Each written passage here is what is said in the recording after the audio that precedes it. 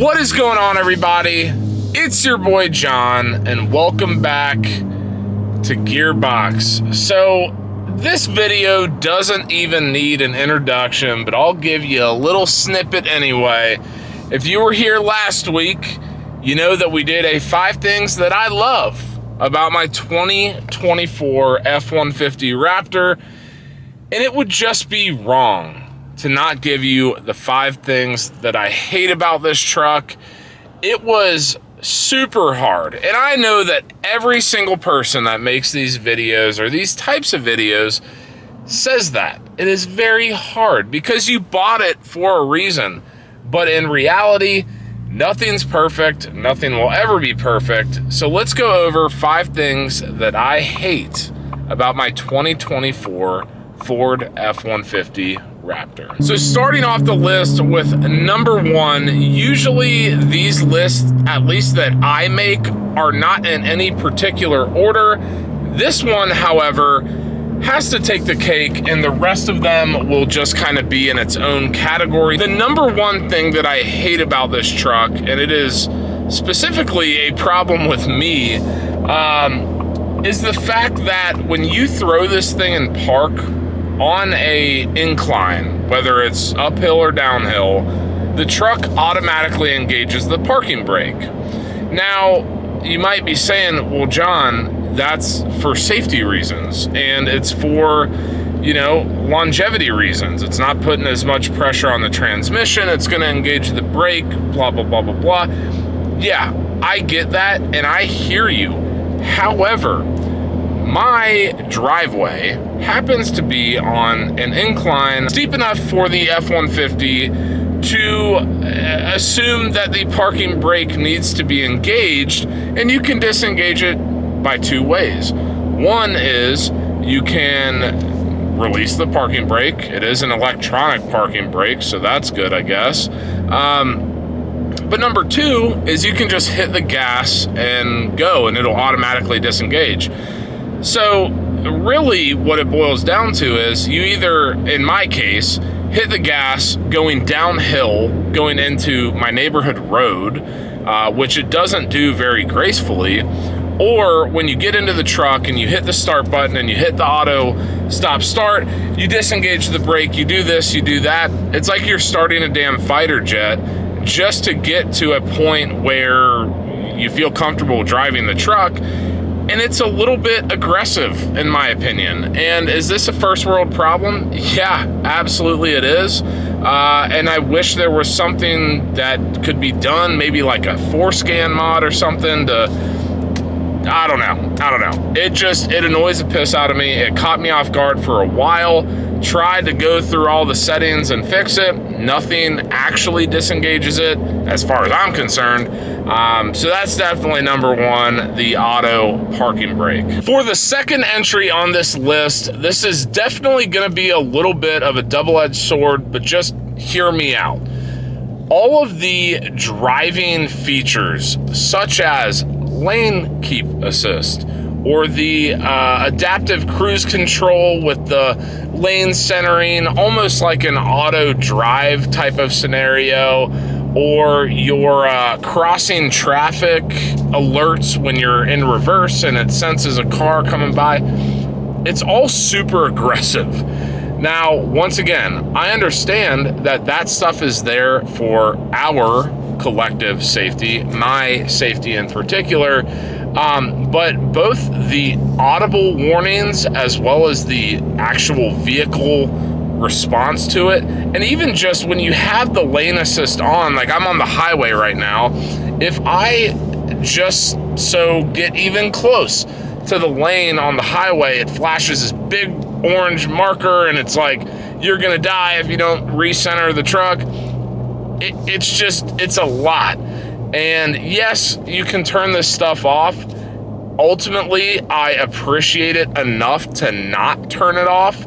But it is something where I wish there was a happy medium between completely disregarding it and also rattling your cage when you do something wrong. Just let's find the middle ground, you know? I understand why it's there. I understand that it's good for the 98% of reasoning, but that 2%, it's just a nuisance in a lot of ways. And I know for a fact I am not the only person in the world that has that complaint. That is a wide complaint across this generation F-150, and I would assume this generation Ford, vehicles in general.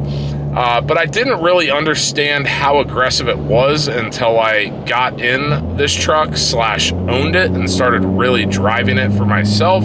But regardless, please just be sensitive to that. It's not the end of the world by any stretch. I would not say don't buy this truck because of that. But it's something to get used to, and I'm still getting used to it, right? Let's keep that in mind. But it's definitely more aggressive than other cars in the same kind of model year range that this is. So I don't know. It is what it is, but it is rather annoying. For the third entry on this list, we're going to talk about something that isn't exactly something that I hate. It's actually something that I love, but I guess you could classify it as a love-hate relationship. For the third entry, we're talking about the fact that this truck is wide as hell. And, to me, it's awesome, right? It's wide, it's got the nice hips, got the nice front. It's really, in a lot of ways, a street legal kind of Baja trophy truck, really. But the width of this truck, going from my old truck to this truck, has been quite an adjustment, and really in all facets of driving it. Like I said in the last clip, I'm on the highway right now, and relating to the last clip as well, the lane assist stuff where the orange bars come up, you don't have to venture too far off of the, center of the lane for the thing to pop up saying you're too far over, because this truck is so wide. And then, of course, we get into the whole conversation of parking in a parking lot, parking in a parking garage, what have you. It's something to get used to. And if you aren't comfortable driving a bigger truck, it's something to think about. My old truck was bigger in the other way. It was super long. It was super crew cab, 6.5 foot bed, turning radius was trash. But once you got used to it, you could figure it out. The same thing, I would assume, is going to apply with this truck, just in the width category, not in the length category. And as we all know, parking spots and all this sort of stuff, with companies trying to make as much money as they can and jam as many people into one spot as they can, these parking spots aren't getting any bigger. So if you see a Raptor parked next to you, just give them a little grace, because they've got about 4 inches on, collectively on either side of buffer that they don't have, that you probably have, even in a standard pickup truck. I don't know. Like I said, I like it. I think it makes the truck look super aggressive and super sick. But once again, definitely something to get used to. All right, ladies and gentlemen, we are on to the fourth entry on this list, and I know I'm gonna catch a whole lot of shit from you guys in the comments, but I've got to bring it up because it caught me way off guard. Number 4 entry on this list is the fuel economy of this truck. Now, I will go right ahead and say it. We would not buy a Raptor, a high output EcoBoost powered vehicle, for fuel economy. Now, with that being said, I thought that my old truck was a gas guzzler to an extent. I did think the, fuel economy was pretty good, but I did think, especially when I added the 35-inch tires, that it was going to be a gas guzzler, and it wasn't not a gas guzzler. This thing, however, takes it to a whole nother level. I want to say the MPG on this is like, I don't know, 14 in the city and let's call it 18 on the highway. I haven't taken it on like a really long road trip yet to really test out the highway MPG. That test will really come when I go to Ohio to visit my family. But just around town, this thing sucks gas. And not only is it just fuel, it's 93 octane, okay?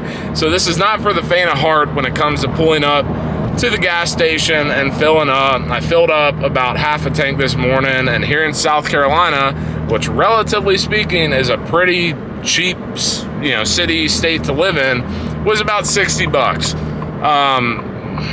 Obviously, you're buying this truck for a lot of other things other than being a super fuel economy vehicle. If you want that, go buy a Prius or something.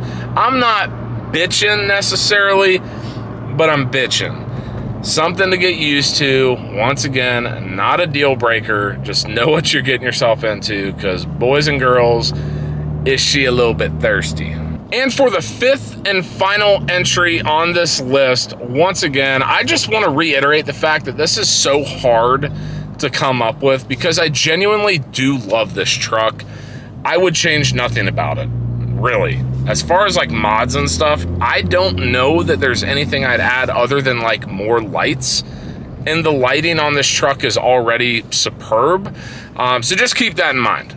However, for the fifth entry on this list, I want to talk about the bed of the truck.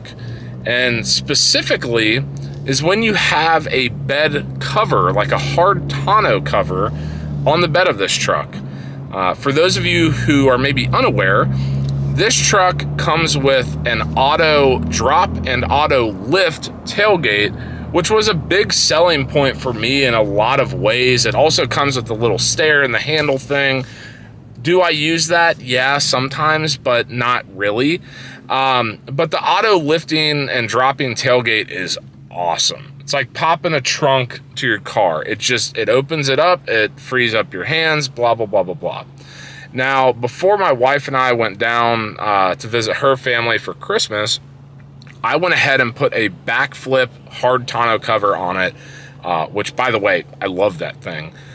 But what I quickly realized was with the alignment of that tonneau, it would drop the tailgate fine. Like if you double click the button on your key fob, it would drop it just fine, no issue.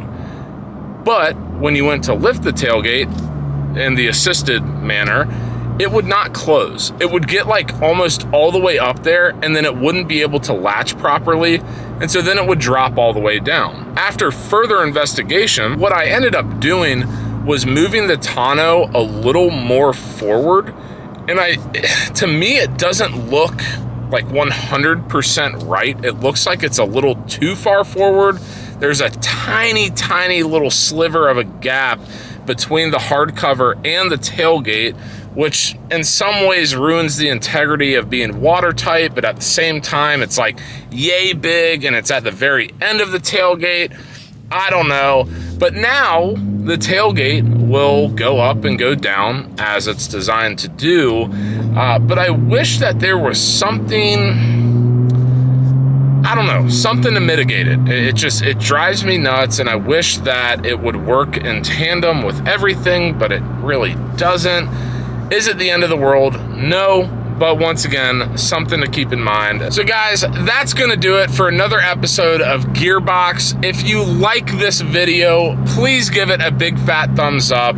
As always, if you have any questions, comments, concerns, any other maybe pieces of this truck that you personally don't like and should be considered in a type of video like this, drop them in the comment section down below. And as always, guys, hit subscribe, hit the notification bell. You know the drill.